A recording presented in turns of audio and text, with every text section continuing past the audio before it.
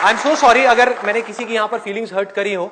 Student से मेरा मतलब सिर्फ वो नहीं है कि जो अभी स्कूल्स में है, कॉलेज में, स्टूडेंट से हर वो आदमी है जिसका दिमाग खुला हुआ है। तो इसका लिंक है लर्निंग से, लर्निंग एटीट्यूड से। लर्निंग एटीट्यूड जहां खत्म हुआ वहां से आपका बुढ़ापा शुरू हो गया। Absolutely, let's give a big hand for him.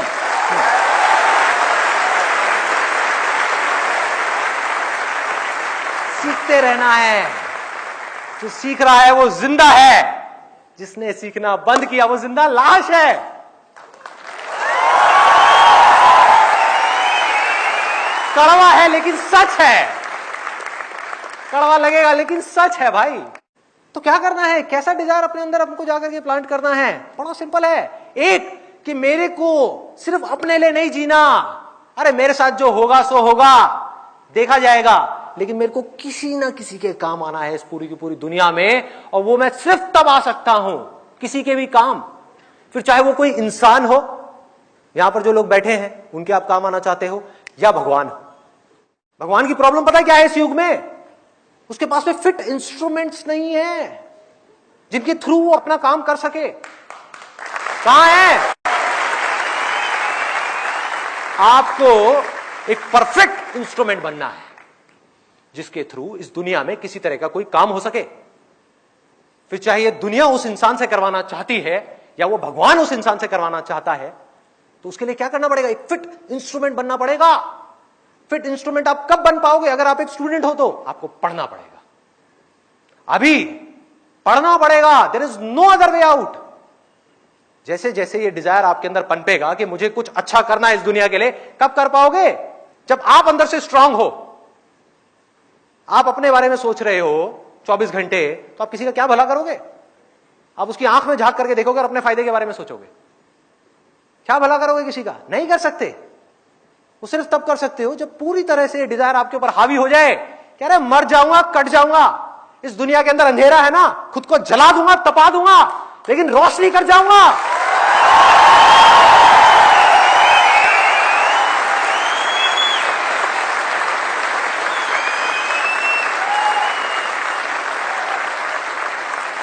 तपा लोगे अपने आप को पूरी तरह से। कैसे तपाओगे? तप क्या है? तप वो है कोई ऐसा काम करना जो इस समय इस दुनिया में ह्यूमैनिटी के लिए, इस पूरी दुनिया के लिए करना जरूरी है, चाहे उसमें आपको खुद को कितना भी दर्द हो रहा है। अगर आप वो कर रहे हो तो वो तप है। नहीं तो अगर अपने सेल्फिश इंटरेस्ट के लिए, अपनी पावर्स एक्वायर करने के लिए या कुछ भी करने के लिए आप मेडिटेशन में बैठे हो कई सालों तक, वो तप नहीं है, वो ढोंग है। वो ढोंग है, वो तप नहीं है। तपाना होगा अपनी बॉडी को, अपने माइंड को तपाना होगा, अपने ध्यान को ऐसी जगह से हटाना होगा जो ध्यान आपका खींच रहे हैं। वो सब कैसे होगा? सिर्फ एक छोटे से बीज से। मुझे कुछ करना है, कुछ भी करने के लिए मुझे कुछ बनना है, एक ऐसा इंस्ट्रूमेंट बनना है जिस भी फील्ड में मैं जाने वाला हूं, चाहे मैं डॉक्टर बनने वाला हूं, इंजीनियर बनने वाला हूं, चार्टर्ड अकाउंटेंट बनने वाला हूं, कुछ भी बनने वाला हूं, इस हद तक अपना एफर्ट डाल दूंगा उस काम के अंदर अंदर जो आज तक किसने नहीं लगाया होगा।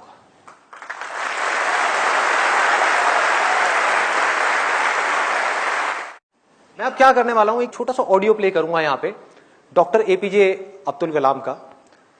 आप में से कितने लोगों ने, उनकी एक ऑटोबायोग्राफी है यूट्यूब के ऊपर जो गुलजार ने बोली है, गुलजार साहब ने, कितने लोगों ने सुनी है? किसी ने नहीं। देखो क्या हो रहा है। हनी सिंह के गाने कितने लोगों ने सुने हैं? 4 bottle vodka, 4 bottle vodka, 4 bottle vodka. उसमें सनी लियोन दिख रही है डांस करती हुई। माइंड हमारा वर्ड्स में सोचता नहीं है, पिक्चर्स में सोचता है। तो जैसे ही वो गाना चलेगा माइंड के अंदर सनी लियोन आएगी। सनी लियोन आएगी, आप नेट पे जाकर के सनी लियोन सर्च करोगे, हो गया टाइम पास। क्या होगा? बोलते रहेंगे आपके पेरेंट्स, बेटा ये मत कर, वो मत कर। नहीं मम्मा कुछ नहीं कर रहा, मैं तो पढ़ाई कर रहा हूं। कौन सी पढ़ाई होगी? क्यों करोगे पढ़ाई? कोई वजह ही नहीं है पढ़ाई करने की। If you need a reason to do something extraordinary, you need a purpose. जीने की कोई वजह चाहिए, कोई इंस्पिरेशन चाहिए। Doctor APJ Abdul Kalam students के लिए, उनसे बड़ी इंस्पिरेशन इस पूरी दुनिया में कोई नहीं है। स्टूडेंट्स का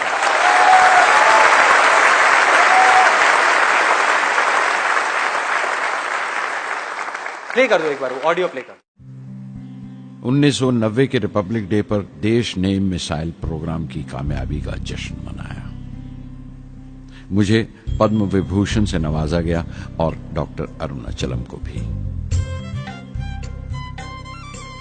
10 साल पहले पद्म भूषण की यादें एक बार फिर हरी हो गईं। रहन सहन मेरा अब भी वैसा ही था जैसा तब था। 10 बाय 12 का एक कमरा किताबों से भरा हुआ और कुछ जरूरत का फर्नीचर जो किराए पर लिया था। फर्क इतना ही था कि तब यह कमरा त्रिवेंद्रम में था, अब हैदराबाद में। वेटर मेरा नाश्ता लेकर आया, इडली और छाछ, और आंखों में एक खामोश मुस्कुराहट मुबारकबाद की। मैं अपने हमवतनों की इस नवाजिश से छलक गया।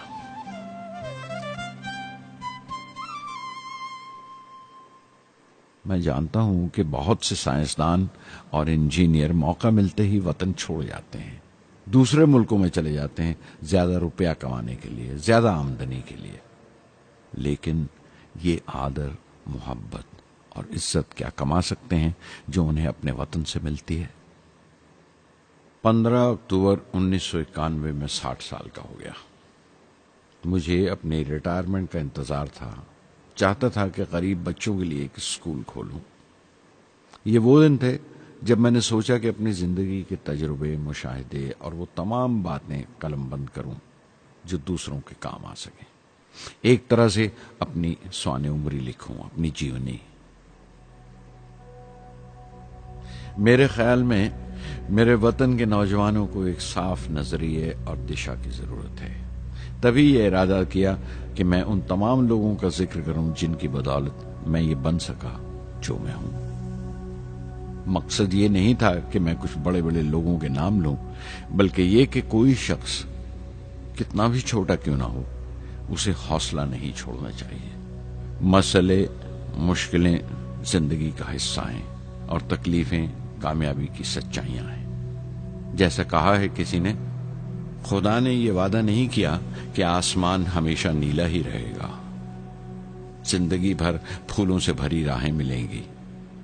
खुदा ने यह वादा नहीं किया कि सूरज है तो बादल नहीं होंगे, खुशी है तो गम नहीं, सुकून है तो दर्द नहीं होगा।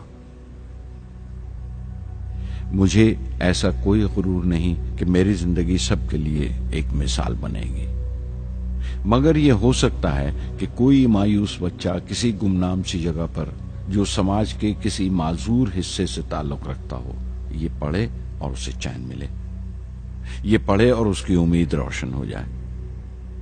हो सकता है ये कुछ बच्चों को नाउमीदी से बाहर ले आए और जिसे वो मजबूरी समझते हैं वो मजबूरी न लगे। उन्हें यकीन रहे कि वो जहां भी हैं खुदा उनके साथ है। काश हर हिंदुस्तानी के दिल में जलती हुई लौ को पर लग जाए और उस लौ की परवाज से सारा आसमान रोशन हो जाए।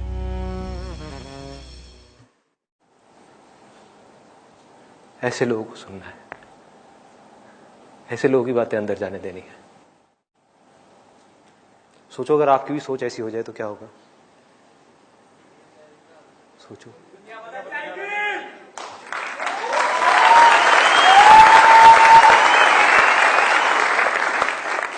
दुनिया बाद में बदलेगी, पहले आपकी जिंदगी बदलेगी। सबसे पहले दुनिया को आप तब तक नहीं बदल सकते जब तक खुद को नहीं बदलोगे। एक बार अंदर ये पनप गया ना, मुझे भी कुछ ऐसा करना है यार, कुछ तो करना है, हौसला बनना है दुनिया के लिए। चाहे कुछ लोग ही मेरे को देख करके इंस्पायर हो, कुछ करना है। ऐसी थोड़ी आया और चला गया, क्या है, कुछ करना है।